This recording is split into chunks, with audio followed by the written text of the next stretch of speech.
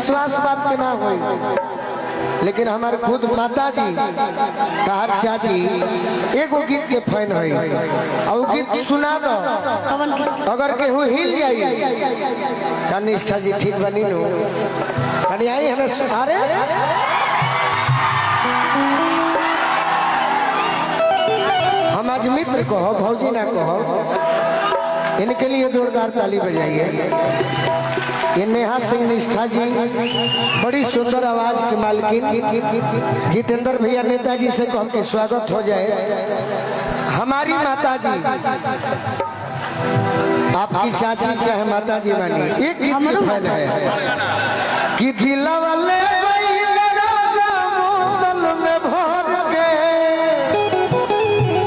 आप हटिए गुंडा जी मुस्कान कनी मार देता हूँ। चलिए बड़ा खुशी होला कि घर में चाची लोग माई लोग पसंद करेला। सब है माई माई आई सब लोग गाना सुन ले बना। हाँ सब लोग हंसता और माता जी के प्रणाम बा रउआ कह दे हमारी तरफ से। बाकी परिणाम मानब जो हमनी के ना हम घरे चलब ना घरे हमार जो ही कुछ प्रोजन होई जइया और शादी होई कहीं। एक मिनट बाबू तनी हमरो माइक धर हेलो भाव से मानो ना देखो के हिली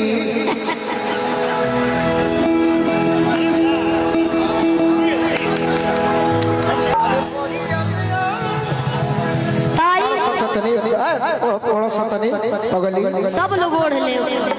मेहरारू का कहती है बताओ। औरतिया के नया नया शादी भइल बा। जल्दी में बताइए देरी हो।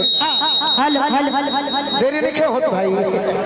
अब देरी नहीं हो, देरी नहीं हो तो चाची जब लेना कोई वो देरी बुझाता है।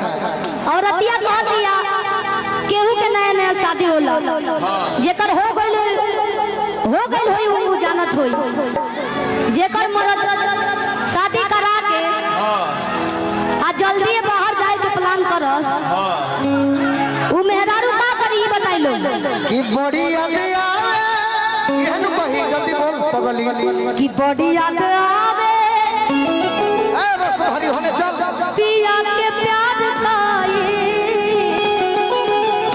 हम साडू रतिया करतिया अरे पहाड़ दिन भाई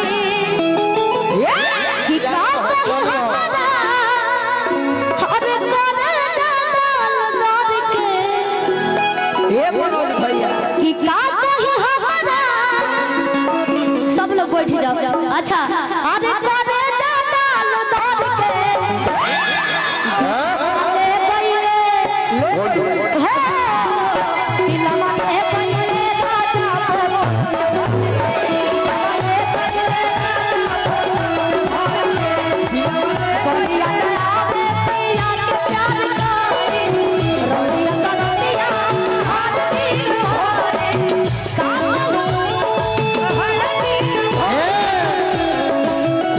शिल्पी सखी एक कनी बताओ तहर पिया के याद कैसे आवेला हमरा से बताओ कैसे सुनी बड़ी याद आवे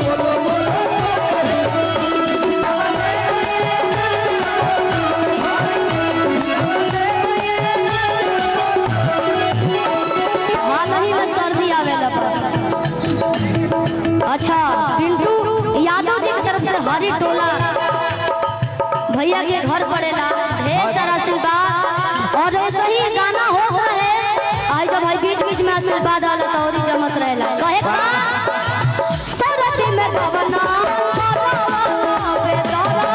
भैया आज छूटल ना रहे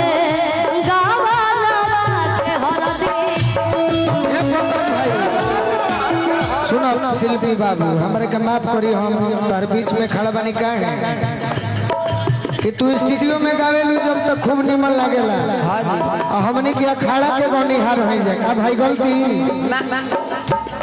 तो तहार लोग गीत सुनले बात ना सुंदर कि कोनो जवाब नहीं थे बाकी आज लेके हो के शिल्पी गलती बोला तनी आज लेके उस शिल्पी के नाचत देखले बाकी ना हाथ उठा के बताओ केहू नहीं के देखले बाकी मंच पर बनी बनी कमर भी हिला देबू तो देखो ताली के कमी ना रही शिल्पी ये हमार गार्जियन है सब आशीर्वाद दे लोग।